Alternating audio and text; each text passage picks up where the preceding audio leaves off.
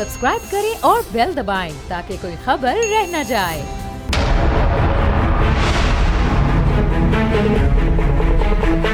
बिस्मिल्लाहिर्रहमानिर्रहीम, अस्सलामुअलैकुम। बोल न्यूज़ की खुसूसी नशरियात में मैं सलमान मिर्ज़ा आप सभी को खुश आमदीद कहता हूँ। जनाब, $1 मिलियन सवाल है भाई, निगरां सेटअप को आने में तकरीबन अब 25 घंटे बाकी रह गए।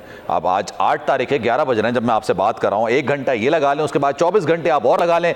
9 तारीख की 12 बजे तक जो मौजूदा हुक्मरान हैं वो अपने घर चले जाएंगे और 12 बजे के बाद निगरां सेटअप अमल में आ जाएगा। लेकिन सबसे अहम सवाल, 25 घंटे बाकी रह गए लेकिन अभी तक कौम को यह नहीं पता कि निगरां वजीर आजम कौन होगा और कितने अरसे के लिए होगा।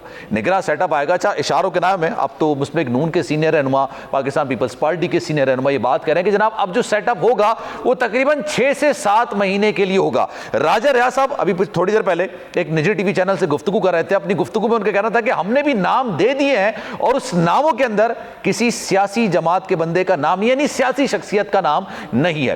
हफीज शेख साहब का नाम इस वक्त काफ़ी ज़्यादा लिया जा रहा है। कहा यह भी जा रहा है कि जनाब वो वतन वापस आ चुके हैं, लेकिन क्या होगा, कैसे होगा, किस तरह से होगा, क्यों अनाउंसमेंट नहीं की जा रही। कहा तो ये जा रहा था कि आज वज़ीर आज़म शहबाज शरीफ साहब असेंबली तहलील करने की जो समरी है वो सदर साहब को अरसाल कर देंगे, आरिफ अलवी साहब को अरसाल कर देंगे। और आरिफ अलवी साहब अगर उसमें सिग्नेचर नहीं भी करते हैं तो 48 घंटे के अंदर अंदर वो तमाम चीज़ें ऑलरेडी, ये सेरेमोनियल होता है एक तरीके से, ये अगर सिग्नेचर नहीं भी करते हैं तो 48 घंटे के बाद वो तहलील ही तस्वुर की जाएंगी। 11 तारीख से पहले आप नहीं करना है क्योंकि 12 तारीख जो है वो लास्ट डेट है पार्लियामेंट की मुद्दत की और उससे पहले ही उन्होंने असेंबलियों को तहलील करना है। अच्छा, इन तमाम चीज़ों पर आज बात करते हैं। क्या मामलात हो सकते हैं, किस तरह से मामलात आगे चलेंगे। शाह खवर साहब माहिर कानून है, इस वक्त मुझे ज्वाइन करें आगे चल के। कैसर अहमद शेख साहब और खुर्रम रोखड़ी भी मुझे ज्वाइन करेंगे, लेकिन स्टार्टिंग फॉर व्यू शाह साहब अस्सलाम वालेकुम, कैसे हैं आप? वालेकुम अस्सलाम। शाह खवर साहब, अभी तक तो फिलहाल कोई नाम ही नहीं समझ आ रहा, सामने ही नहीं आ रहा है कि कौन होगा जो कि अगले 3 महीने, फिलहाल आईनी मुद्दत तो 3 महीने की है लेकिन कोई बात 3 महीने की कर नहीं रहा। अब ये नई हल्का बंदियों, नई मर्दमशुमारी वाली बात जब हो चुकी है तो इसका मतलब ये कि 3 महीने तक मामला जाएगा नहीं। क्या कहेंगे सर? जी बिल्कुल, ये तो मेरा ख्याल है बिल्कुल वाजे है कि चूंकि अभी काउंसिल ऑफ कॉमन इंटरेस्ट का जो इजलास हुआ है उसमें उन्होंने जो डिजिटल मर्दमशुमारी हुई है हाल ही में उसको उन्होंने नोटिफाई कर दिया है। तो जब नोटिफाई हो जाए तो फिर मर्दमशुमारी के नतीजे में जो है वो फिर जो कौमी असम्बली की जो नशिस्तें हैं उनकी एलोकेशन जो सूबों में होनी है और जो फेडरल कैपिटल में होनी है वो फिर आबादी के तनासब से होनी है और आबादी का तनासब जो है वो नोटिफाइड मर्दमशुमारी से होता है। सही है। तो इसके लिए तो फिर इलेक्शन कमीशन को तकरीबन 120 दिन चाहिए उस पूरे प्रोसेस को कंप्लीट करने में। तो उसके बाद फिर जो है वो इलेक्शन प्रोसेस शुरू हो जाएगा। तो ये ज्यादा चांसेस यही है 120 दिन के अंदर आप ये कह रहे हैं कि डिलिमिटेशन वाला मामला भी हो ही जाएगा। जी, डिलिमिटेशन की मैं बात कर रहा हूँ। वो जो है वो इलेक्शन कमीशन को उसके लिए काफी टाइम चाहिए। तो वो क्योंकि जब वो डिलिमिटेशन करेंगे, उसको नोटिफाई करेंगे, फिर उस पर एतराजात होंगे, एतराजात के ऊपर फिर एडजुडिकेशन होगी, फिर फाइनल जो है वो एक उसका वो जारी होगा डिलिमिटेशन का जो पूरा एक नक्शा है और पूरा जो प्लान है। तो इसलिए वो तो बड़ा जरूरी है। तो अब देखना यह है कि अब वैसे तो जो केयर टेकर प्राइम मिनिस्टर होता है या कैबिनेट होती है उसकी मुद्दत 60 दिन या 90 दिन होती है। अगर वो असेंबली डिसॉल्व कर दी जाए फिर तो 90 दिन है। तो इसलिए जो अभी कैलकुलेशन की जा रही है वो यही है कि कम से कम ये जो केयर टेकर गवर्नमेंट है वो रहेगी कोई 5.5-6 माह और उसके बाद वो इलेक्शंस होंगे और उसके बाद जो है वो नई गवर्नमेंट। सर, ये जो आपने 120 डेज का कहा है जिसमें डिलिमिटेशंस का मामला सॉर्ट आउट हो जाएगा, ये 120 डेज में प्लस करूं मैं 90 डेज या इसी में 90 डेज को मैं कंसिडर समझूं? नहीं, उसकी वजह यह है कि जब नई हल्का बंदियां होंगी तो जब कौमी असम्बली की जो डिलिमिटेशन होगी तो उसके साथ साथ सूबाई असम्बलियों की जोग्राफियाई जो वो हदूद है वो भी चेंज हो जाएंगी। तो इसलिए ये एक बड़ी लंबी एक्सरसाइज है क्योंकि जब ये जब पहला एक प्रोविजनल लिस्ट जारी करेंगे या प्रोविजनल डिलिमिटेशन तो फिर उसको ऑब्जेक्शंस इनवाइट करेंगे लोगों से। तो इस पूरे प्रोसेस में जो है वो 120 दिन बिल्कुल लगते हैं। लेकिन उसके बाद फिर जो सर, अगर आप कहते हैं ना कि आप इस तरह से जोड़ लें 120 दिन प्लस 90 डेज तो ये 210 दिन बन जाते हैं, 7 महीने करीबन बन जाते हैं। और अगर अगस्त से लेके चलें कि जाहिर सी बात है, अभी वज़ीर आज़म साहब ये कह रहे हैं कि 9 तारीख की रात 12 बजे तक ये सारा मामला सॉर्ट आउट हो जाएगा, नई निगरान हुकूमत आ जाएगी। तो सर ये मार्च तक 7 महीने हो जाते हैं, मार्च में तो सेनेट के इंतखाबात भी हैं सर। देखिए वो जो 90 दिन की मियाद है ना जी केयर टेकर की, उन्होंने 90 दिन के अंदर अंदर जो है वो इलेक्शन करवाना है। तो जरूरी नहीं है कि वो 89 के दिन ही इलेक्शंस करवाएंगे, उससे पहले भी करवा लेंगे। और उसमें एक चीज और पेश नजर रखनी पड़ेगी, क्योंकि फरवरी में जो है वो आधी सेनेट की नशिस्तें जो हैं वो खाली हो रही है और उसका इलेक्शन भी होना है। जी मैंने आपसे कहा मार्च में इंतखाबात है ना, मार्च में, लेकिन वो फरवरी तक ये सारा एक्सरसाइज कंप्लीट करना बहुत जरूरी है। What do you think, तो मैं रोकड़ी साहब की तरफ जाऊंगा। अगर आप अपने जैसे आप देखते हैं कि इलेक्शंस कब होता हुआ आप देख रहे हैं, 4C क्या कर रहे हैं, कब तक हो जाएंगे? मेरा ख्याल है कि फरवरी में, जनवरी के एंड में या फरवरी में ये इलेक्शन जो है ये मुझे तो नजर आ रहे हैं। और लेकिन एक बात मैं आपको बताऊं, हुकुम सर, कि उससे बियॉन्ड नहीं जा सकते। ये अगर होगा तो लिमिट उसकी यही है जो कि स्पेकुलेशन। और अगर गए तो फिर क्या होगा?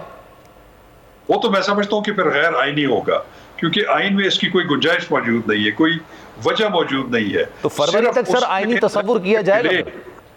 अगर हो सकती है तो वो मर्दमशुमारी और डीलिमिटेशन की बुनियाद पर हो सकती है, उसके अलावा बिल्कुल मैं नहीं समझता कि कोई गुंजाइश है। ठीक है, चलें सर मैं आपकी तरफ वापस आता हूं। रोकड़ी साहब अस्सलाम वालेकुम सर, क्या हाल है? जी वालेकुम सर। वालेकुम सर को नाम डिसाइड हुआ तो बता दें, हम भी ब्रेकिंग चला देते हैं कि निगरां वजीर आजम 25 घंटे के बाद ये होंगे। कुछ पता चल सका है क्या हो रहा है, कौन आ रहा है? हम डिसाइड मुझे मालूम नहीं है, एजम्पशंस हैं, नाम आ गए कुछ। सर 25 घंटे पहले भी हम लोग एजम्पशंस कर रहे हैं, वैसे ये दिलचस्प बात है। डेफिनेटली मैं समझता हूँ कि ये बड़ा अच्छा इस्तफा जा रहा है कि यानी इनका मेरे ख्याल में अगर हम थोड़ी देर इंतजार कर लें तो कोई फर्क नहीं पड़ेगा, बेहतर हो जाएगा जी। अच्छा, नाम आ जाएगा कल तक। कौन हो सकता है, चलें ये तो बता सकते हैं ना आप, हो कौन सकता है, मतलब आपकी क्या प्रेडिक्शन? सर मुझे आई डोंट नो कौन हो सकता है, लेकिन मुझे इतना पता है कि जिस तरीके से चीज़ें जा रही हैं और जो मामलात को सीरियसली देखा जा रहा है, जो भी होगा कि पाकिस्तान के लिए बेहतर हो सर। हमारे ये टाइम पे we should pray for, we all wish and we all pray कि पाकिस्तान के लिए बेहतर ही होगा। लेकिन चूंकि सर अब डिस्कशन कर रहे हैं, सियासतदान होगा, ब्यूरोक्रेट होगा, रिटायर्ड जज होगा, टेक्नोक्रेट होगा। ये आप लोग जो है ना सर, ये मीडिया वाले बेहतरीन हैं, इसके ऊपर करेंगे, लेकिन हम इस सर कल हाफिज अब्दुल्ला साहब मुझे कह रहे थे कि मीडिया वालों को ज्यादा परेशानी, एंकर्स को परेशानी है, कौन होगा? सर आवाम जानना चाहती है, हम बाहर निकलते हैं लोग पूछते हैं आपको तो पता होगा ना। अब हम क्या कहेंगे, आप हमें हमें ना थोड़ा सा सब्र की तरफ, सब्र अच्छी चीज होती है, सब्र का फल मीठा वैसे भी होता है सर। कल तक आ जाएगा नाम। अच्छा मैं अब अगर कोई मुझसे पूछे तो मैं ये बता दूं पता है लेकिन बताऊंगा नहीं। हाँ वजात नहीं बता रहे तो फिर आप हमें क्यों कह रहे? सर मैं तो आपकी बात से आगाज कर रहा हूँ, ये मैं कह रहा हूँ मतलब ये रास्ता बेहतरीन होता है। हम तो हम बहुत सारी चीजें आपसे सीखते हैं सर। अरे नहीं सर ऐसी बात नहीं सर, हमें पता चलती है। अच्छा सर ये बताइए व्हाट डू यू थिंक, चले मैं इसको वाइडर पर्सपेक्टिव से जरा बात करता हूँ। आपको क्या लगता है कि इलेक्शंस पाकिस्तान में कब होंगे? मैं सवाल नहीं करता, कब होने चाहिए? मैंने इस पे ना जी का मेरा तो एक स्टैंस पहले भी था और अभी भी वही स्टैंस है कि पाकिस्तान में इलेक्शन उस वक्त होने चाहिए जब पाकिस्तान को आप एक स्टेबल कंडीशन में ले जाएं। आप केओस, शदीद तरीन केओस से निकलकर आप अभी डायरेक्शन पकड़ रहे हैं। बिल्कुल। तो पॉलिटिकल पार्टीज़ को इलेक्शन उस वक्त मिले जब पॉलिटिकल पार्टीज स्ट्रांगली इलेक्शन को में जा सकें और अपने उम्मीदवार लॉन्च करके एक अच्छे फ्री एंड फेयर इलेक्शन उनको मिले। ये असूल की बात है। सही है। अब दूसरी चीज़ यह है कि इदारों को मजबूत करना और इदारों पे ट्रस्ट करना, ये जो डेफिशिएंट था या हम इदारों को मिलाइन कर देने की एक हमारा चलता है सारी चीज़। तो अभी जो टाइम चल रहा है या जिस तरफ हम जा रहे हैं तो हम ये देख रहे हैं कि इदारे मजबूत हो रहे हैं। इलेक्शन कमीशन जो है वो जो फैसला करेगा हालात और वाक़यात को देखते हुए पाकिस्तान की पल्स को, सिक्योरिटी को, आपकी मुआशी सिचुएशन को और इलेक्शन कन्वीन करने के लिए जिन चीज़ों की रिक्वायरमेंट है, तो इलेक्शन कमीशन बेहतर डिसाइड करेगा। सर, मेरे जहन में एक सवाल आता है, अगर यही काम अगर निगरां हुकूमत ने करना है तो फिर ये जो इलेक्टेड हुकूमत होती है ये क्यों नहीं करती है काम? हम ये क्यों कहते हैं कि पाकिस्तान इस वक्त ऐसे दौर से गुजर रहा है, अब सारे फैसले अगर आगे निगरां हुकूमत करेगी तो ये साल 1.5 साल जिन्होंने वक्त गुजारा है इन्होंने क्या किया, उससे पहले 3.5 साल जिन्होंने वक्त गुजारा है उन्होंने क्या किया? असल काम तो इनका है ना बेसिकली ये। देखिए, निगरान हुकूमत को इस गवर्नमेंट ने जो कुछ अथॉरिटी दी, या निगरान हुकूमत जो है जो इनकी पॉलिसीज के तसलसल को लेके चलेगी, को नई पॉलिसी तो आएगी नहीं, इन्होंने पॉलिसीज बना दी, इनकी पॉलिसीज इन्होंने एक रोड के ऊपर पाकिस्तान की मुईशत को चला दिया। अब निगरान हुकूमत उसको गार्ड करेगी, उन जिन चीज़ों को जितने अरसे तक उसके पास है वो इंश्योर करेगी स्टेबिलिटी लाने की। हमारा जो एक कन्वेंशनल पॉलिटिकल वे है, जब पार्टी आती है अगर वो कमजोर हालात के अंदर आ जाए, कोई भी पार्टी आ जाए, और पार्टी आने के बाद अगर डिलीवर ना कर सके तो नुकसान पार्टी का तो होता ही होता है। सबसे अहम तरीन चीज है कि मुल्क का नुकसान होता है। और अगर इन्होंने ये फैसला किया है और सोच समझ के किया है कि निगरान हुकूमत को थोड़ा सा एम्पावर करें ताकि उनकी पॉलिसीज को वो लेके आगे चलें और फिर फ्री एंड फेयर इलेक्शन की तरफ निगरान हुकूमत जाए, तो मैं इसको अप्रिशिएट करता हूँ। ये दानिशमंदाना फैसला किया है। We hope for the best कि चीजें ठीक होंगी, और जब इलेक्शन होंगे तो जो भी इलेक्टेड हुकूमत आएगी वो एक स्ट्रेंथ में आएगी, ना कि केओस को मजीद किसी और तरफ लेके जाए। ये सारा मंजरनामा जो आपने किया, बिल्कुल आपकी बात बिल्कुल दुरुस्त है रोकड़ी साहब, ये जो सारा मंजरनामा आपने किया है, व्हाट डू यू थिंक इस सारे मंजरनामे के लिए कितना टाइम दरकार हमें चाहिए? जैसे आपने कहा ना कि इलेक्शंस में उस वक्त जाना चाहिए, स्टेबिलिटी आ जाए, इकोनॉमिक स्टेबिलिटी, कितना टाइम चाहिए होगा? जैसे 7 महीने तो शाह खबर साहब ने कहे कि जो डिलिमिटेशन करनी होगी या 90 दिन उनको टाइम चाहिए, तो ये दोनों मिला के 7 महीने बन जाते हैं। लेकिन जरूरी नहीं है कि ये 7 महीने हो सकता है पहले भी हो जाए।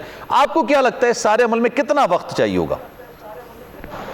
सर, इस पे कोई मेरा कमेंट्स इस पे आएंगे नहीं, क्योंकि जो सिचुएशन है, जब वो लोग आएंगे तो काम शुरू होगा और काम करना पड़ेगा और काम करना चाहिए, और डेडिकेशन के साथ जब काम होगा तो रिजल्ट्स जल्दी आना शुरू हो जाएंगे।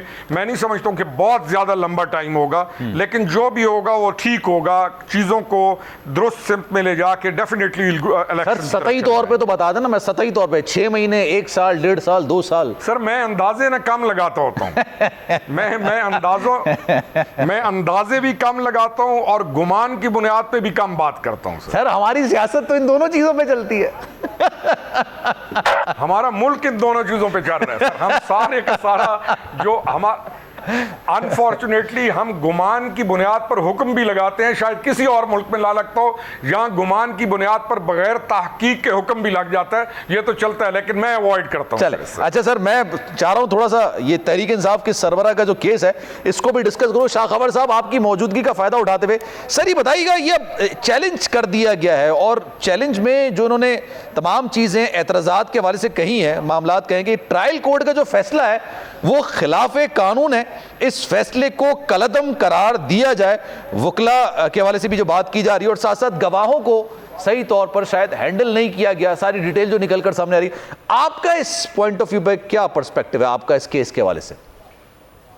देखिए, अब तो बात यह है कि जब ये 5 अगस्त को फैसला आ गया एडिशनल सेशन जज ने, उन्होंने जब फैसला अनाउंस कर दिया तो उससे रिलेटेड जितनी भी पिटिशंस इस्लामाबाद हाई कोर्ट में पेंडिंग थी या इस्लामाबाद हाई कोर्ट के चीफ जस्टिस का एक मुतफरक दरखास्तों में जो उन्होंने फैसले किए उसको सुप्रीम कोर्ट ऑफ पाकिस्तान में चैलेंज किया गया था, वो तमाम दरखास्तें और तमाम पिटिशन जो हैं वो बिल्कुल अब गैर मौसर हो चुकी हैं। अच्छा, और जब वो लगेगी तो फिर अदालतें उनको यही कहेंगी, क्योंकि वो जो मेन केस है जिसकी ब्रांचेस में से ये चीजें पिटिशंस आ रही थी, जब वो डिसाइड हो गया है और उसके मुताबिक ये भी है खाना वाला जो मामला डिसाइड हो गया है तो उसके बाद जो पिटिशन दायर की गई थी वो गैर मौसर हो गई हैं। अब ये तोशा खाना के हवाले से पिटिशन दायर होगी।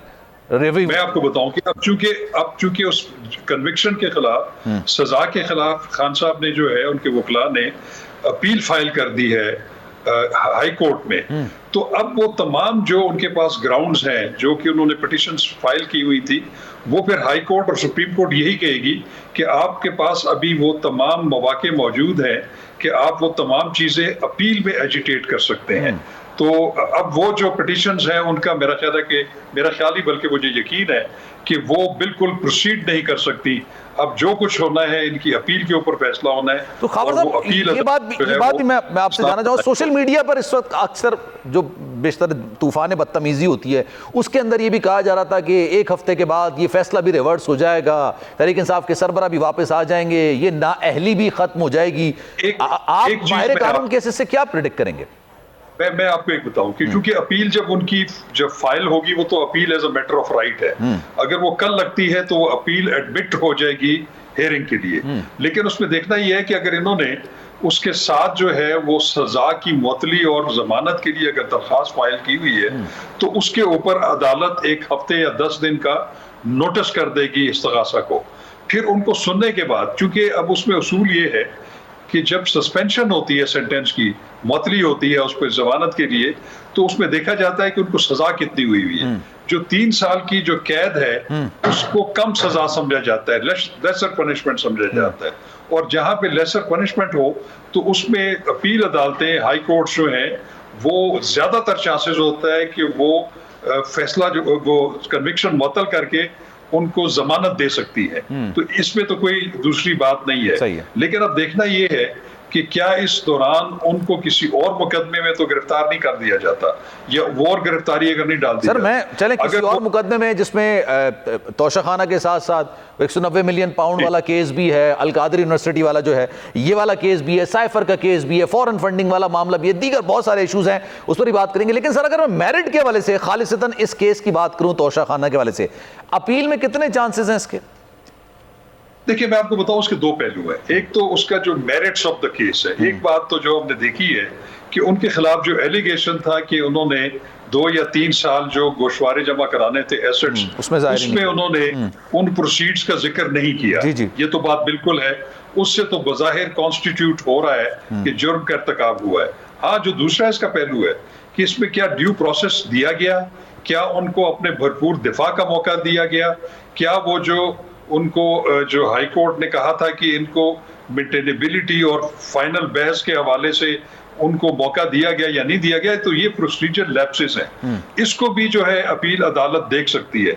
तो अब देखना यह है कि इसको हाई कोर्ट कैसे ट्रीट करती है कि एक तरफ मेरिट है और दूसरी तरफ टेक्निकल फॉल्ट्स हैं। जहां पे ये दोनों चीजें मिक्स हो जाएं तो फिर ज्यादा चांस ये होता है कि 40 के करीब पेशियों में 4 पेशी में तहरीक इंसाफ के सरबराह गए हैं, ये उनके लिए उनके अगेंस्ट इस्तेमाल हो सकता है कि आप ज्यादा सीरियसनेस आपकी दिख नहीं रही थी सारे मामले में? देखिए वो तारीखों पे पेश होना जो वो एक अलग इशू है, क्योंकि बहुत सारी जो समातें ऐसी होती हैं कि जिसमें मुलजिम अगर सामने न भी हो तो वो कंटिन्यू हो सकती है। तो मैं ये समझता हूँ कि अगर इसमें प्रोसीजर लैप्सेस हों, अगर हाई कोर्ट अगर इस नतीजे पर पहुंचे कि उनको प्रॉपर दिफा का मौका नहीं दिया गया, तो वो उस केस को रिमांड करके दोबारा फैसले के लिए जो है वो हाई कोर्ट में सेशन कोर्ट में दोबारा भेज सकती है। लेकिन ये देखना ये है कि वो किस तरीके से उनका केस प्लीड होता है हाई कोर्ट में, और हाई कोर्ट ये तमाम नुकात जो है मेरिट्स को और टेक्निकलिटीज को किस तरीके से अटेंड करती है। तो खबर साहब आपको क्या लगता है, ये वाकई में मेरिट की बुनियाद पर, जैसे कि आपने कहा कि ये मौका फराहम नहीं किया गया, सुना नहीं गया गेस्ट को, जो गवाह हैं उन लोगों को, आपको लगता है ऐसा हुआ है? ये मैं आपकी राय जानना चाह रहा हूँ। देखिए मैं आपको स्पीकिंग फॉर माई सेल्फ, मैं जहां तक इस्तगासा का केस ठीक था, उन्होंने जो शहादतें गुजारी हैं वो उन्होंने गुजार दी।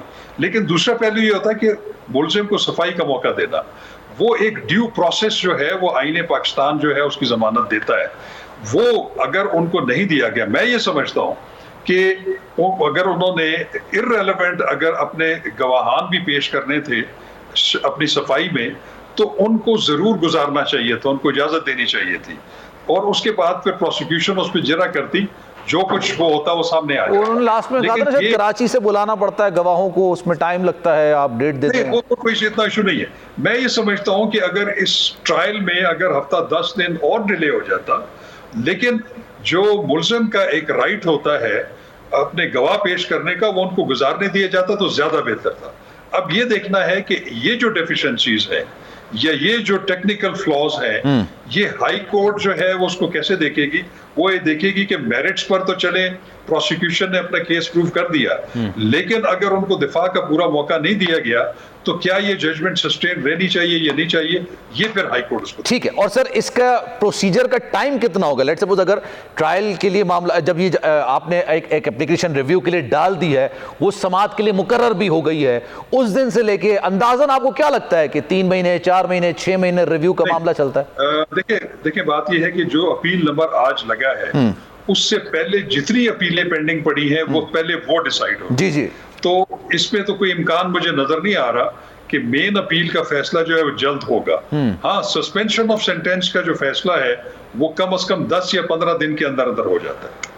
ठीक है जनाब, thank you so much. Shah खबर साहब हमारे साथ मौजूद थे, तमाम कानूनी मामलात का तफसीली जवाब दे रहे थे। अच्छा, कैसर अहमद शेख साहब एक ब्रेक के बाद मुझे ज्वाइन करेंगे। खुर्रम रोकड़ी साहब हमारे साथ मौजूद हैं, कुछ मजीद सियासी मामलात पर इनसे डिस्कशन करेंगे, लेकिन वक्त हुआ है एक ब्रेक का। एक ब्रेक के बाद वापस आएंगे।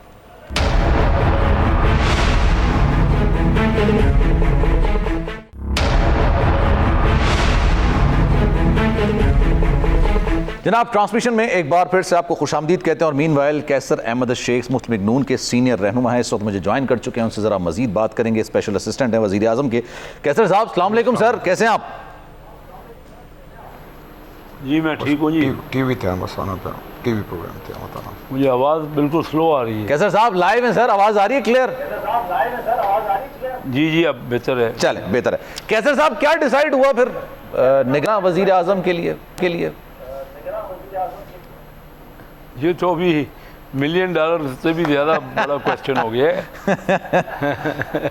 रोकड़ी साहब तो कह रहे थे यार क्या परेशानी है, पता चल जाना है अभी थोड़ी देर में। नहीं, वो बात तो सही है कि लेकिन लोग तो पूछते ही यही है। आज तो सवाल ही एक ही है, हर कोई यही कहाँ जा रहे हैं वो यही पूछते हैं। हाँ तो बताया ना फिर आप लोगों को जवाब क्या दे सर? अगर हमें पता होता तो आपको भी पता होता, हम तो सब उसी वक्त डिस्क्लोज। सर वैसे कह ये रहे कि पता सबको है, बता कोई कुछ नहीं रहा। नहीं, अभी आज की डान की खबर तो ये, आज डान में खबर थी ना, आपने भी पढ़ी होगी। जी जी। कि सिर्फ मियां साहब और जरदारी साहब को पता है। अच्छा। और किसी को पता नहीं है। तो राजा रियाज साहब को बिल्कुल भी नहीं पता, उनके नामों पर गौर कर रहा है नहीं कर रहा है? अब पता नहीं, राजा रियाज साहब से तो मीटिंग ही अभी नहीं हुई, वो तो कल होनी है मीटिंग, उनसे तो मीटिंग ही नहीं हुई। वो यही बता रहे हैं कि मीटिंग उनसे कल होगी। अच्छा, तो ये सेरेमोनियल होगी मीटिंग या वाकई में इसमें कोई मुशावरत होगी? जी हाँ, उन्होंने अपने नाम तो तय कर लिए हैं, ये सही कह रहे हैं कि 3 नाम लेकर, लेकिन इनसे मियाँ यानी वज़ीर आज़म साहब, लीडर ऑफ हाउस और लीडर ऑफ अपोजिशन की मीटिंग आपस में नहीं हुई। वो होगी तो कोई फैसला होगा ना जी। ठीक है। कैसे साहब इलेक्शंस कब होंगे वैसे? What do you think? चले निगरां सेटअप तो आ जाना है, लेकिन आपको क्या लगता है फोर्सी क्या करते हैं, कब होंगे इलेक्शंस?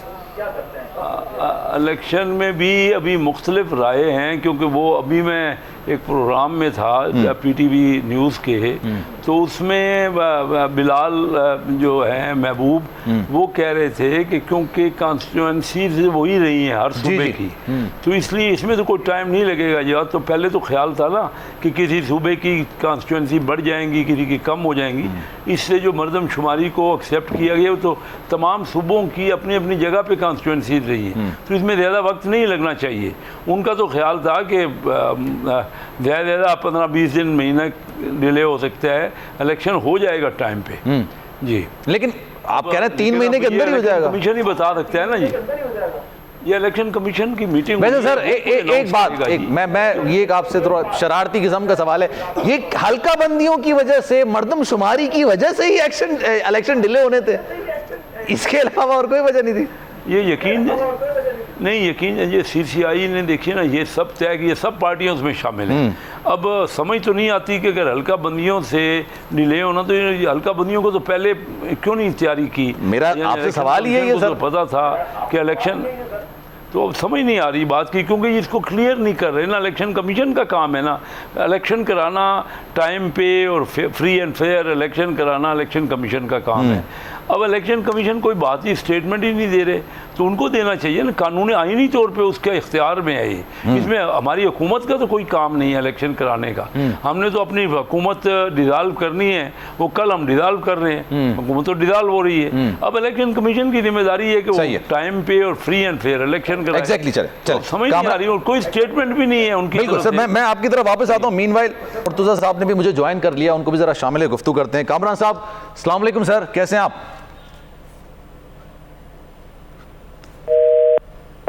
अच्छा, गालिबन हमारा राब्ता उनसे टूट गया है, दोबारा कोशिश करते हैं कि उनसे बात हो। खुर्रम साहब ये बताइएगा, अभी लेट सपोज ये जो सारी बातें चल रही हैं, वो बात आपकी जगह बिल्कुल सही है कि पता चल जाएगा कब आना है, किसको आना है, कितने अरसे के लिए आना है, लेकिन अगर ये डिलिमिटेशन वाला मामला, हल्का बंदियों वाला मामला इतना नहीं होता जिसकी वजह से आईनी तरमीम करनी पड़ जाती है, तो फिर भी आपको लगता है कि 3 महीने से डिले ही होंगे इलेक्शंस? सर देखें, कुछ रिक्वायरमेंट्स हैं इलेक्शन की, और उन रिक्वायरमेंट्स का पूरा करना इलेक्शन कमीशन का काम है। पहले क्यों नहीं हुई, क्या नहीं हुई, जो हो गया, करनी चाहिए थी, टाइमली नहीं हुई, व्हाटएवर। लेकिन कुछ चीजें रिक्वायरमेंट्स हैं, आपकी हल्का बनियां अहम तरीन चीजें हैं जिस बंदे ने इलेक्शन लड़ना है। फिर आपके कुछ नए हल्के क्रिएट होंगे, फिर आपका जो नया वोटर है उसका, और वो थोड़ा भी नहीं है नया वोटर, शायद किसी वो जो दाएं बाएं ममालिक हैं, हो सकता है उनकी पूरी आबादी जितना नया वोटर आपका आ चुका है, तो उनको राइट ऑफ वोट मिलना लाजिम है। अगर आप अभी नहीं करेंगे तो इसका मतलब है कि अगले 5 साल दोबारा आप आगे ले जाएंगे, तो उनको डिप्राइव कर देंगे। अगर वो करोड़ है अभी तो कितने पे पहुंच जाएगा। तो ये सारे सीरियस हैं जो इलेक्शन कमीशन ने हल करने हैं और हल करके देने हैं। तो अगर उसके लिए कोई महीना, 1.5, 2 या 3 ऊपर हो जाते हैं तो कोई फर्क नहीं पड़ता, फॉर ग्रेटर कॉज। और इलेक्शन का स्टेबल और दुरुस्त तरीके से परफॉर्म होना बहुत ज़रूरी है। जो भी गवर्नमेंट आए अगली, वो किसी भी इशू का शिकार ना हो, आए और डिलीवर करना शुरू करे। पाकिस्तान, ये जो पाकिस्तान रेलवे की तरह ना चले, यानी पाकिस्तान जो है हम उसको अपग्रेड करें, जो भी गवर्नमेंट आए वो रिफॉर्म्स लाने की कोशिश करे और लाने में कामयाब हो। ये हमारा सारा थीम होना चाहिए। फिर हमारी मुआशी पोजीशन, हमारे जो हमने ईस्ट की तरफ देखना शुरू कर दिया। फिर हमारी law and order condition and situation, जिसको हमने बहुत सीरियसली लेना है। हमारी पूरा का हम एज ए नेशन जो है कानून तोड़ने वाले बन गए, और हमें अभी तक कानून के एहतराम का उस तरीके से इल्म नहीं है। तो ये सारी चीजें आपने देखनी है, आपने कौम बनानी है, मुल्क बनाना है। सही सर, मैं आपकी तरफ आता हूं सर। ये कामरान साहब ने भी मुझे ज्वाइन कर लिया, जरा उनके भी उनकी भी जरा गुफ्तगू खात, फिर मैं आपकी तरफ वापस आऊं। कामरान साहब, अस्सलाम वालेकुम सर, आवाज आ रही है लाउड एंड क्लियर? वालेकुम अस्सलाम। कामरान साहब ये बताइएगा सर, क्या लग रहा है ये निगरान वजीर आजम के तौर पर, what do you think sir, किसका नाम हो सकता है? अभी तक अनाउंसमेंट नहीं हुई। कुछ भी हो सकता है। मेरा ख्याल है किसी नतीजे पे पहुंचा जा चुका है, वरना अभी तक जो है ना वो हलचल मच गई होती। जब इतना पुरसकून है मामला तो किसी न किसी नतीजे पे पहुंच गए। तो नतीजे पे पहुंच गए सर। उससे पहले एक और डिस्कशन हो रही थी कि वो सियासी होना चाहिए, टेक्नोक्रेट होना चाहिए, रिटायर्ड जज होना चाहिए। आपको क्या लगता है कौन होगा? लगते का तो मैं नहीं बता सकता, मगर जो भी हो, आर्टिकल 224 के मुताबिक और सेक्शन 230 के मुताबिक हो, इन दो चीजों को सामने रखते हैं। आर्टिकल 224 को भी रख लें और साथ साथ सेक्शन 230 को भी रख लें। इस पे जो क्वालिफाई करता हो और जिसके ऊपर लोगों का इत्मीनान हो, इज्तिमाई इत्मीनान, ताकि इलेक्शन कम से कम डिस्ट्रीब्यूट किया जाए। बेहतरीन बात है सर, आपने बिल्कुल आइन की मिसाल देते हुए बात की है। सर आइन में तो 90 डेज का भी है ना, आपको लग रहा है 90 डेज के अंदर इलेक्शंस हो जाएंगे?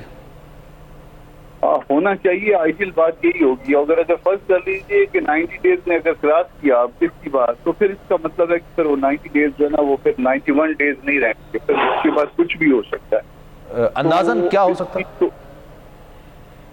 अगला 91 जो 91 डेज एक दिन की जो है ऊपर नहीं होना चाहिए। और अगर खुदा न खास्ता अगर कोई ऐसी बात फिर मामला हाथ से निकलेंगे। और इसलिए ये जो जिन हल्कों की तरफ से ये आर्गूमेंट आ रहा है कि 4 महीने में 5 महीने में क्या फर्क पड़ता है, वो गलत कर रहा है।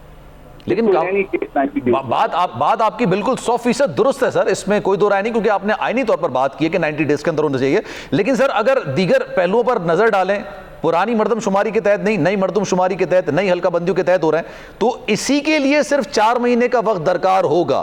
तो सर ये 91 डेज तो नहीं है, तो 7 महीने वाला टेन्योर, अगर आप कहते हैं ना कि अगर वाइडर पर्सपेक्टिव से सोचे तो इतना। एक और 65 लाख आबादी जो है ना बलूचिस्तान की इन्होंने कम की है, जो इनिशियल रिपोर्ट थी और उसके बाद जो फाइनल रिपोर्ट है। तो फिर अगर वो डिस्प्यूट में मामला चला गया तो फिर तो अगर और उसके साथ मगर फिर बहुत कुछ आ जाएगा। तो सर सवाल मेरे जहन में यही है ना, मैं आपसे जानना चाह रहा हूं, रहनुमाई हासिल लेना चाह रहा हूं कि अगर से मगर तक चला गया मामला तो फिर ये मगर कितना आगे चला जाएगा? ये तो अब तो गैब का इल्म रखने वाला कोई बता सकते हैं कि या फिर कोई ताकत और हल्का। अरे सर पार्लियामेंट की राहदारियों में जो रहते हैं ना वो इल्म नुजूम से ज्यादा इल्म रखते हैं। मैं इस बात पे स्ट्रिक्ट हूं कि 90 दिन से अगला दिन भी नहीं होना चाहिए। लेकिन सर वैसे हकीकी तौर पर तो ये ग्राउंड रियलिटीज में देखा जाए, तमाम ही सियासी जमातें कहीं ना कहीं इशारों में ये बात कह रही हैं कि 90 डेज वाला मामला अब रहा नहीं है। फिर अगर अब ना रहा तो फिर कम अज कम जो है ना वो आपको 8-9 महीने 10 महीने तक फिर इलेक्शन भूल जाएगी। ओके, अच्छा 8-9 महीने। सर मीनवाइल फिर मार्च में ये सेनेट के इंतखाबात भी तो होंगे, वो भी डिले का शिकार होंगे फिर? जाहिर है फिर तो आपका आधा हाउस ये भी चला जाएगा, ये भी इनएक्टिव हो जाएगा, इनएक्टिव हो जाएगा। ठीक है सर, अगर ये 6 महीने तक अगर लेट सपोज तमाम सियासी जमातें मुत्तफिक हो जाती हैं कि चलें 6 महीने डिले होते हैं, कोई मसले की बात नहीं है, लेकिन 6 महीने से ये अगर साल तक जाते हैं तो फिर सियासी जमात क्या ऑप्शंस रहते हैं? अदालत की तरफ रुख करना? जाहिर है उसमें फिर अदालत की तरफ रुख होगा और फिर अदालती कोई हुक्म भी देना पड़ेगा जिसमें डायरेक्शन होगी कि इलेक्शन करवाएं और कोई सर्टन पीरियड उसके लिए तो फिक्स होगा। मगर अगर ऐसा हुआ तो बदकिस्मती होगी, क्योंकि पहले बहुत चीजों में अदम इत्तेफाक है और अगर यहाँ पे भी अदम इत्तेफाक आया तो फिर मामला जो है ना, क्योंकि कोर्ट आर्डर जो है वो इत्तेफाक को जन्म नहीं देते, उसके साथ कंसेंसस डेवलप नहीं होता, उसके नतीजे में फिर डिस्प्यूट बरकरार रहता है। ठीक है सर, ये इस सारे निगरां सेटअप के मामले पे आप लोगों की कहीं ना कहीं मुशावरत है या नहीं है? शुरू में लगता है कि नहीं थी। मैं इसको अपने इल्म की बुनियाद पे नहीं कह रहा, मगर अंदाजे से कह रहा हूँ कि अब लगता है कि मुशावरत है मौलाना साहब के लेवल और उनको एतमाद में लिया गया है। उनको एतमाद में लिया, उनके दरमियान क्या बात हुई है ये मैं नहीं बता सकता, क्योंकि उन्होंने हमें जमात में किसी को भी शायद डिस्क्लोज नहीं किया। तो कामरान साहब बजाते खुद क्या चाहते हैं कि जो भी निगरां वजीर आजम हो वो सियासी हो शख्सियत? सियासी इसके ऊपर जो है ना कहीं डिस्प्यूट आएगा। जाहिर है मैं अगर सियासी हूँ तो मैं किसी न किसी के साथ लायक और किसी के साथ जो है ना मुखासमत भी रखता हूँ, तो फिर सियासी लोग जो है ना वो अपने जो स्कोर सेटल करें। क्योंकि सर नाम कुछ इस तरह के आ रहा है ना, फिर मैं जरा ये रोकड़ी साहब को भी शामिल गुफ्तगू करता हूँ। रोकड़ी साहब, ये जो शाहिद खाकान अब्बासी साहब का भी नाम आ रहा था, इसाक डार साहब का भी नाम आ रहा था, हफीज शेख साहब का भी नाम आ रहा है, मुख्तलिफ नाम ऐसे हैं, फवाद हसन फवाद साहब का भी नाम चला था। वही बात है, इस्लामाबाद में बहुत सारे वजीर आज़म इस वक्त घूम रहे हैं, तो आपको क्या लगता है कंसेंसस किस पर होगा या होना चाहिए? बेसिक सवाल ये कि होना चाहिए।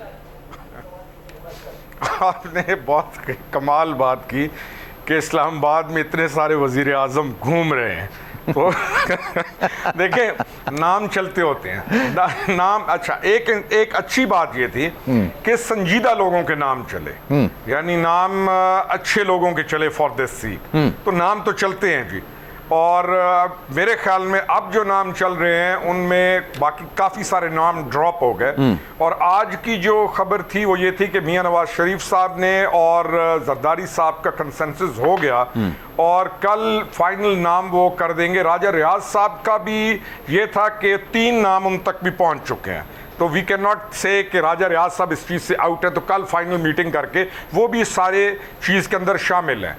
तो जो नाम अब तक चल रहे हैं नाम सारे संजीदा हैं, 3-4 जो नाम चल रहे हैं संजीदा हैं, तो let's hope for the best. Sir मैं लगाना, मैं ऑनेस्टली मैं बताऊं, मैं बचपन में ये लगाने वाला आदमी ये मैथमेटिक्स के जो क्वेश्चंस होते थे या थ्योरम्स जो होते थे ना, उसको सॉल्व करने में मुझे बड़ा मजा आता था। अभी मैं राजा रियाज साहब की गुफ्तगू सुन रहा था, उन्होंने कहा हमने नाम रखे हैं, लेकिन मैं सारी उम्र आर्ट स्टूडेंट रहा ना जी, मैथमेटिक्स मैं साइंस स्टूडेंट रहा नहीं, तो आर्ट स्टूडेंट। आपने सवाल शुरू होने से पहले खत्म कर दिया, आपने कहा छोड़ो यार, जान छोड़ाओ इससे। अच्छा, लेकिन फिर भी एक बात है ना, मैं आपसे कर रहा हूँ, राजा रियाज साहब ने कहा कि मैंने नाम दे दिए, उनसे सवाल ये किया गया कि उन नामों के अंदर सियासी शख्सियत है, उन्होंने कहा नहीं है। मैं आपको प्रिसाइजली बता रहा हूँ, उन्होंने कहा कि कोई माशी हवाले से कोई शख्सियत है, उन्होंने कहा हाँ है। फिर उनसे सवाल किया गया हफीज शेख साहब का नाम है, उन्होंने कहा नहीं है। तो सर फिर और कौन सा नाम हो सकता है? मतलब ये वाली बात आ गई ना कि उनसे कंसेंसस करेंगे, तो कंसेंसस तो वो है ना कि उन्होंने तो नाम पुटअप किए हैं, वो नाम ही हुकूमत की तरफ से जो नाम या तो हुकूमत की तरफ से आ रहे हैं या बात चल रही है, वो तो नाम है ही नहीं। सर वो ऐसी सीट पे हैं कि उनकी बात को सीरियस भी लिया जाएगा और वो जो बात कर रहे होंगे को वजन होगा, क्योंकि he is the opposition leader. तो फिर कह रहा हूं कि कुछ सब्र करते हैं और कल तक का इंतजार करते हैं, मेरे ये बेहतर यही रहेगा जी। चलें, कल फिर इसी टॉपिक पे जब नाम आ जाएगा ना, फिर आपसे इस पर जरा डिटेल में बात करेंगे कि क्या। लेकिन मैं definitely when you will call I will join. चलें सर, ज्यादा एक thank you sir, thank you. अच्छा कैसर साहब ये बताइएगा, आप भी माशी टीम का हिस्सा हैं वजीर आजम साहब की, आप ही की टीम में से कोई बंदा हो सकता है? देखिए इस वक्त तो आईनी और कानूनी तरीके तौर पे तो कोई भी हो सकता है जिसको लीडर ऑफ हाउस और लीडर ऑफ अपोजिशन रिकमेंड कर दे। आईनी तरीका तो ये है, कोई भी हो सकता है और जिस पे सब कंसेंसस बन जाए, कोई ऐसा न्यूट्रल शख्स क्यों नहीं हो सकता? मैं तो किसी भी टीम का कोई हिस्सा, लेकिन क्योंकि एक दिन बाकी है, अभी बात रोकड़ी साहब ने कही, क्योंकि अभी तो स्पेकुलेशन है ना, बहुत से नाम आ रहे हैं और फिर वो खुद ही नाम हट जाते हैं। डार साहब का नाम हट गया, कोई एक नाम तो नहीं है। डार साहब का नाम आज भी दिया है उन्होंने, हमारे एहसन इकबाल साहब ने कहा है कि डार साहब अभी भी मौजूद हैं उसमें लिस्ट में। अभी मैं सुन के आया हूँ खबरों में था। यहाँ पर बड़ा एक इख्तलाफ होता है कि डार साहब भी जाहिर सी बात है फैमिली का हिस्सा हैं कहीं ना कहीं, कैसर साहब का नाम क्यों नहीं होता है, रोकड़ी साहब का नाम क्यों तजवीज़ नहीं होता है, ये सियासत इन्हीं लोगों में क्यों घूमती है? सर कैसर साहब आप इसका जवाब दें, मैं चाहूँगा आप इसको ज़रा तफसीली तौर पर बताएं। ये आइनी तौर पे क्योंकि लीडर ऑफ हाउस और लीडर मैंने पहले कहा ना, तो उन लोगों ने फैसला करना है ना जो जिनको मुनासिब समझते हैं। इसमें हमें कोई एतराज़ नहीं है, देखिए कोई एतराज़ वाली बात नहीं है। मुख्तलिफ नाम आए, कोई एक के गिर्द तो नहीं घूम रही है, मेरे ख्याल में 20-25 नाम तो हम सुन चुके हैं मुख्तलिफ नाम, तो हर एक पे शायद गौर हुआ होगा और अभी भी फाइनल कुछ नहीं हुआ। हो सकता है कोई आपको ऐसा कोई कल नाम मिल जाए जिसको अभी तक किसी ने सुना ही ना हो। उस नाम के लिए इतने सारे नाम 20-25 नाम सर्कुलेट कर रहे हैं, ये ऐसा भी हो सकता है? बिल्कुल होते रहे ना, जिस एक महीने से ये स्पेकुलेशन हो रही है, मुख्तलिफ नाम आते रहे और मुख्तलिफ नाम खुद ही ड्राप होते रहे। मियाँ मनशा साहब मेरे दोस्त हैं, उनका नाम आया, मैंने उनसे पूछा, उन्होंने कहा भाई कैसर मैं अगर बन गया तो आपको फाइनेंस मिनिस्टर बनाऊंगा और मेरा नाम बिल्कुल नहीं है। चले कामरान साहब हैं हमारे साथ, तो ये मुख्तलिफ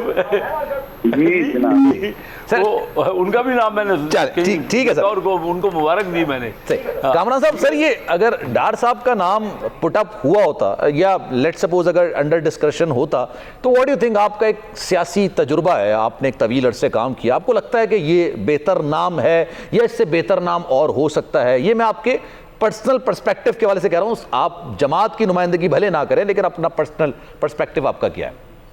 देखिए वो बहुत मोहतरम है, सब कुछ है, मगर जब बात आएगी इंडिपेंडेंस की तो मुझे फर्क कर लीजिए, मुझे कोई कहे, और मैं DUI का एक एक्टिव मेंबर हूँ, उनका एक पार्लियामेंटेरियन हूँ, तो मुझे ये सूट नहीं करता कि मैं किसी ऐसे ओहदे पे आऊँ जिसके बाद उंगलियां उस पर उठाई जाती, तो ये उनकी अपनी इज्जत के लिए मेरा ख्याल है मुनासिब नहीं। और सर ये हफीज साहब का जो नाम आ रहा है, हफीज शेख साहब का नाम, और कुछ लोग कह रहे हैं कि वो आ भी गए, तो आने की कोई वजह ही होगी ना, ऐसा तो नहीं है कि आ गए, तो वो आपके लिए काबिल कबूल होगा? देखिए यहाँ पे जो है ना वो तकरीबन 2-3 दर्जन जो है ना प्राइम मिनिस्टर कर रहे हैं शहर और उनमें से किसी ने मुझे कहा कि अपना वो कहते हैं कि जी वो थोड़ी मुद्दत के लिए, तो फिर मैंने इनकार कर दिया। मैंने कहा कि उसको कहो कि अगर एक दिन भी जो है ना वो बनाते हैं तुमको प्राइम मिनिस्टर, तो बन जाओ।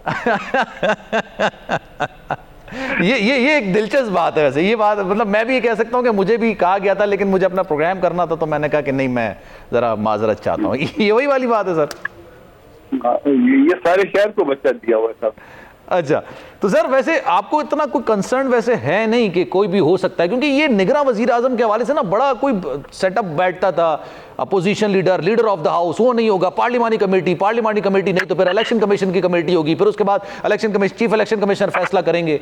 तो अब तो कोई हलचल ही नजर नहीं आती इस हवाले से, खामोशी है बिल्कुल। देखिए, मैं एक पॉलिटिकल वर्कर के तौर पे समझता हूं कि ये मामला सेटल हो चुका है, और जो है वो आप समझते हैं कि अच्छा हुआ होगा? अच्छा, अल्लाह करे कि अच्छा हो, मुझे नहीं पता कि क्या हुआ है, मगर जो ये सेटल हो चुका है, वरना हलचल आपको नजर आ रही है।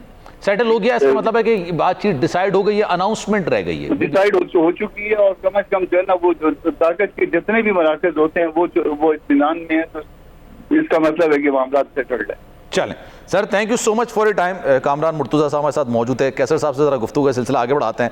कैसर साहब, फिर डे टू डे अफेयर की बात होती है निगरां हुकूमत की, अब उनके पास इख्तियारात काफ़ी ज़्यादा हैं, फिर इलेक्टेड नहीं होंगे, सख्त फैसले भी कर सकते हैं, तो आपको लगता है कहीं ना कहीं जो बाकी पॉलिटिकल पार्टीज हैं उनको शायद इसका फायदा होगा और वो इलेक्शन कैंपेन ज़्यादा बेहतर तरीके से कर सकते हैं अगर सख्त फैसले निगरां हुकूमत आके करती है? तो देखिए, ये जो है निगरां हुकूमत ने तो एक लिमिटेड डे टू डे फैसले करने हैं और कोई ज़्यादा उनमें हमने इजाफा नहीं किया। ये जो भी काफ़ी वावेला हो रहा है ना कि हमने कोई अमेंडमेंट कर दिए, सिर्फ ये कहा है कि जो ऑलरेडी प्रोजेक्ट जो हो गए होंगे ना, जिसकी फाइनलाइज हो गए होंगे, अगर उसमें कोई कमी बेशी करनी है, उसमें कोई चेंज करनी है, तो वो पॉसिबिलिटी है। कोई नया प्रोजेक्ट शुरू नहीं कर सकते, अभी तक के जो कानून है उसमें तो ये पोजीशन है। तो एक लिमिटेड ही, लेकिन अब पीरियड की बात है, पहले तो अंदाज़ा था कि 3 महीने के अंदर इलेक्शन हो जाएंगे, अगर अब पीरियड बढ़ जाएगा तो फिर बहरहाल मुल्क को बहुत फैसले करने होते हैं। मेरा पॉइंट ये था, अगर आप 7-8 महीने तक इसको आगे लेके जाते हैं तो 7-8 महीने तक कई ऐसे माशी तौर पर आपने दुनिया के साथ फैसले करने होते हैं, बेतहाशा चीजें होती हैं, ट्रेड के मामलात होते हैं, ये चीजें जो पहले से डिसाइड हुई होंगी वो नहीं होंगी, आपने कुछ नहीं भी करनी होंगी, तो इख्तियारात तो है ना सर? जी, इख्तियार देने भी देखिए, अभी तक तो कल एक जॉइंट सीटिंग है, हो सकता है उसमें फर्दर इख्तियारात दे दें। अभी तक इतने इख्तियारात नहीं है, लेकिन पंजाब और केपी के पास नए इख्तियार थे तब भी वो इस्तेमाल कर रहे हैं, तो कौन उसको रोक रहा है? वहाँ तो असेंबली नहीं है पिछले 8-10 महीने से। तो ये कोई मामला जो है ना, इसको सबको समझना पड़ेगा। कल हम जॉइंट सेशन एक कर रहे हैं, लास्ट 5:30 बजे हमारा है, असेंबली ख़त्म होने से थोड़ा 2-3 घंटे पहले की बात है, तो वो उसमें जॉइंट सेशन है, उसमें अमेंडमेंट कुछ हो सकती है, कोई ना कोई और फर्दर इख्तियारात दिए जा सकते हैं, क्योंकि ये फिनोमेना तो पहली बार आया ना। पहले तो अंदाज़ा था कि 3 महीने में इलेक्शन होंगे। जब से ये CCI का इजलास हुआ 2 दिन पहले, उसी में इससे पहले तो पीपल पार्टी बहुत जोर दे रही थी कि इलेक्शन को एक दिन भी आगे नहीं होना चाहिए। मुस्लिम लीग में भी मेरा अपना ख्याल था कि अगर इलेक्शन लेट होंगे तो उसमें कॉम्प्लिकेशन हो जाएंगी, लेकिन ये नया फिनोमेना आया। सर मैं चाह रहा हूं थोड़ा सा और आगे बढ़ते हैं, क्योंकि मुझे वाइंड अप की तरफ जाना है। अब सर एक सोशल मीडिया पर एक दिलचस्प किस्म की बहस चल रही है, सियासी जमात के सरबराह को गिरफ्तार किया गया है, उसके बाद उनकी मुंतकली के हवाले से भी गालिबन एक पिटीशन दायर का एप्लीकेशन दे दी गई है, फिर ये कहा जा रहा है कि जनाब उनको जो सेल में रखा गया है वो नामुनासिब है, नवाज शरीफ साहब जिस सेल में थे उनको तमाम सहूलियात मुयस्सर थी। आप क्या कॉमेंट करेंगे इस पर?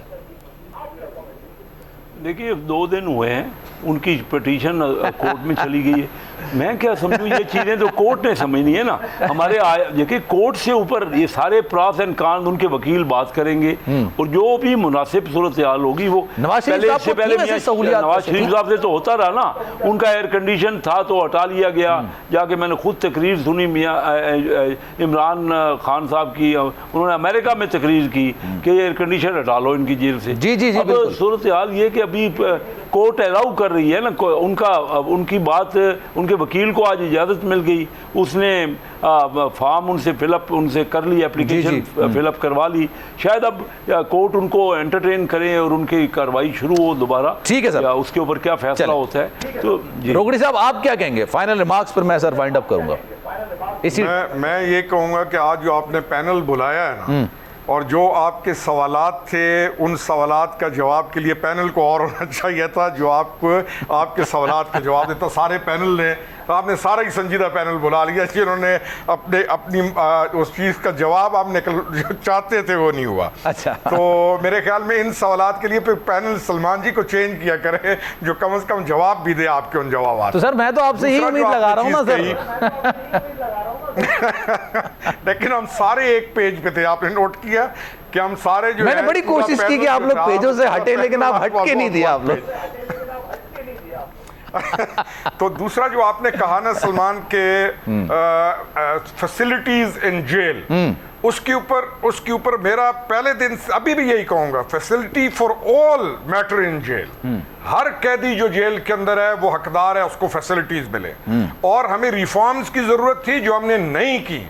और ये जो फैसिलिटीज जेल की हैं ये इस बंदे ने खुद अपने गवर्नमेंट के टाइम पे खत्म किया। और उस वक्त बस अल्लाह ताला से दुआ करें कि बड़े बोल से अल्लाह ताला बचाए, क्योंकि दिन फिरते हैं। और बहरहाल मैं इतनी बात खत्म करूंगा और मैं ये कहूंगा कि हमें ये कोशिश करनी है कि तमाम कैदी जितने भी लोग हैं हम उनको जो कैदियों के हक है वो दे सकें। और हमारी तो किताब में, कुरान में, हदीस मुबारका में कैदियों के कितने हकूक हैं कि उनको आप कितने अच्छे तरीके से रखेंगे। तो ये तो अभी भी इसको हर फैसिलिटी है। दूसरे दिन इसको वकील मिला है, मुझे किसी ने बताया कि मियां नवाज शरीफ, और उनको तो 15 दिन वकील नहीं मिला था। और बाकी जो आम कैदी हैं हम उनके बारे में कब फिक्रमंद होंगे, this is the question. Sir ये आपने जेल में रिफॉर्म्स कब लाएंगे, ये अहम, ये दुरुस्त बात की कि अगर एक को मिल रही है तो फिर दूसरे को भी वही सहूलत मिलनी चाहिए और आम कैदियों को भी मिलनी चाहिए। अगर जुर्म सरजद किया गया और सजा हुई है तो जनाब सहूलियात फिर एक ही होनी चाहिए या फिर सबको होनी चाहिए, किसी को नहीं चाहिए। खैर sir, thank you so much for your time. रोकड़ी साहब हमारे साथ मौजूद है, कैसर साहब हमारे साथ मौजूद है, आपका बहुत शुक्रिया। सलमान मिर्जा को दीजिए इजाजत जनाब। जिंदगी रही, सेहत रही, आपकी दुआएं नहीं तो इंशाल्लाह आपसे फिर मुलाकात होगी। मीनवाइल अपना बहुत ख्याल रखिएगा। अल्लाह हाफिज।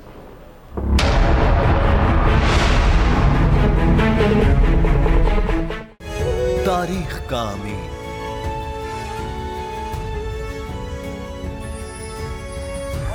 आजादी की अलामत,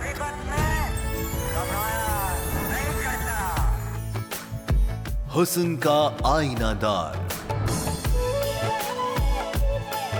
फिक्र नजरिए की अक्कास, सरफराजी का गवाह, यानी हम सबका निगहबान पाकिस्तान।